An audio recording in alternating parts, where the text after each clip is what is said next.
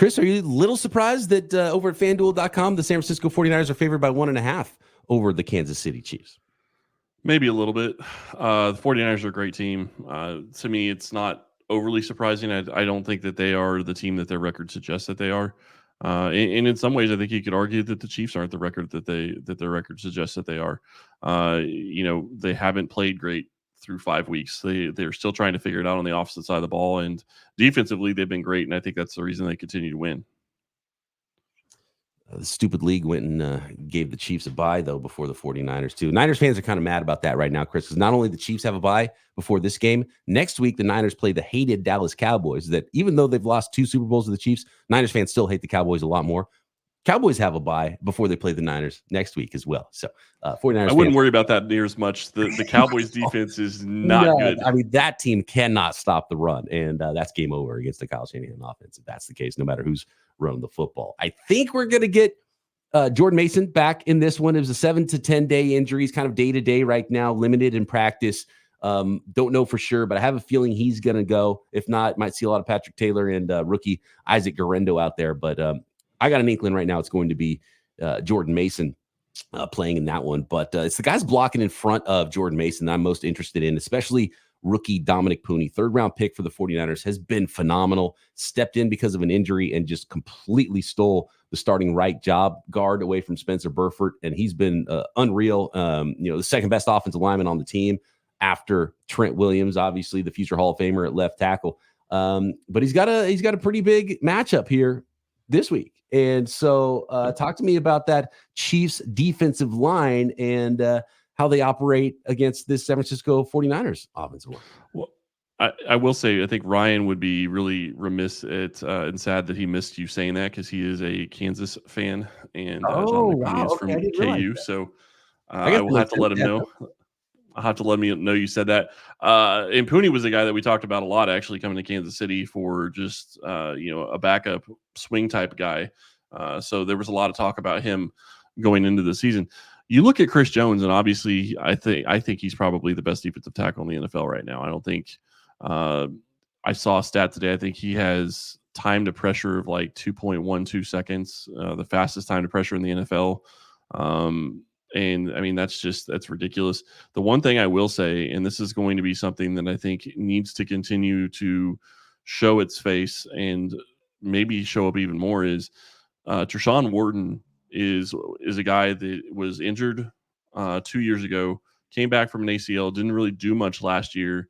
I mean, he played, but he wasn't really recovered from his ACL injury. And now he's back and he is causing havoc next to Chris Jones. And when you have 2 guys that can do that at that defensive tackle position, it is critical because you can start getting pressure on the quarterback, and you get pressure on the quarterback in front of him, in front of his face, as opposed to coming from behind or around the corner.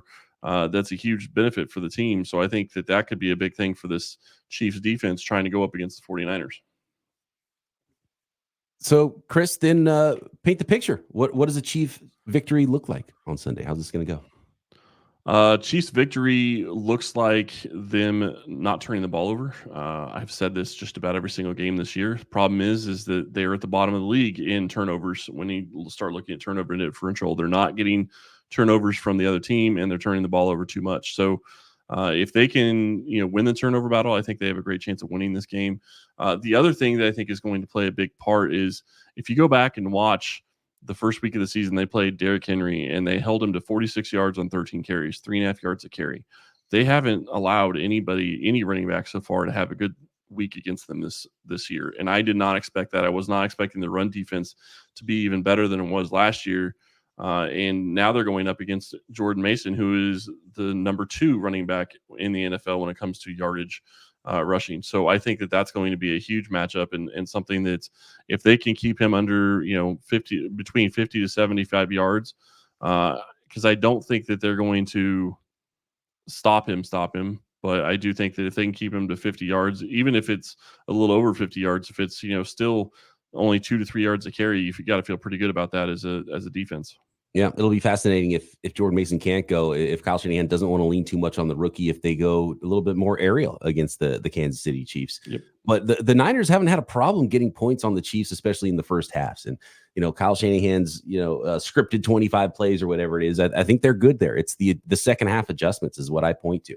And Spagnuolo has been so good. Reed has been so good in that capacity. And so can the 49ers close out a game when they get a lead? That's just going to linger in my head. It's going to linger in every 49ers fan's head until they prove they can do it against the Kansas City Chiefs. And it's not only been the Chiefs that's got them this year. It's happened twice. So close out the game. That is the path to victory for the 49ers. Obviously, you got to have a lead first before you can close it out. But I'm a believer in Kyle Shanahan's offense being able to put some points on the board. I think a banged up offense that we laid out here of the Kansas City Chiefs shouldn't provide too many problems for the 49ers, say jumping out on a big lead against the Niners that they have to try to come back from. Just stay in front of the sticks, run the ball a little bit. Don't get any of those obvious third down and longs so Chris Jones could go get after you. And to be honest with you, Chris Jones, it wasn't so much him just winning one-on-one matchups in the Super Bowl. It was protection busts. So, block the guy you're supposed to be blocking for the 49ers. And I think the 49ers will be all right. It's going to be a close game. I'm going to say the Niners slay the dragon, though, finally, and get one here and hold on. And who knows, they might be on their third kicker in 3 weeks. They brought in Anders Carlson because the guy who was replacing Moody, who's doubtful in this game, he got hurt too, Matthew Wright. So I don't even know who's kicking for the 49ers. And that's really been the thing that's killed the 49ers, if anything, this year. They're top 5 DVOA offense and defense, but they're 31 in the NFL special teams. And so they've got to be better there and got to limit returns, kickoffs, and got to kick that thing through the uprights when they get the opportunity and finish the job. Yeah, and Matthew Wright used to kick for Kansas City, so I was kind of thinking maybe he would have a chance to go up against his former team because he stepped in for Harrison Butker when Butker got hurt a couple years ago. So I'm really curious to see how this game plays out. I do think it's going to be a tough one. I think it's going to be a close game. You make a great point about San Francisco being great early on. And that is another thing that Kansas City struggles with is, generally speaking, in most games that they play, it seems like the first series, they've almost always allowed some kind of points. They didn't against the Saints this past game. They got an interception.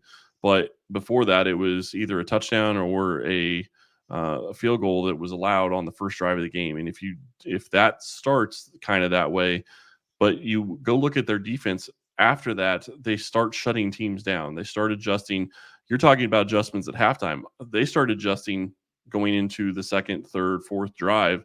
They figure out, okay, this is what they're going to be doing to us, and they make adjustments to try to shut that down early. And I think that's a huge key as to why they've been successful so far.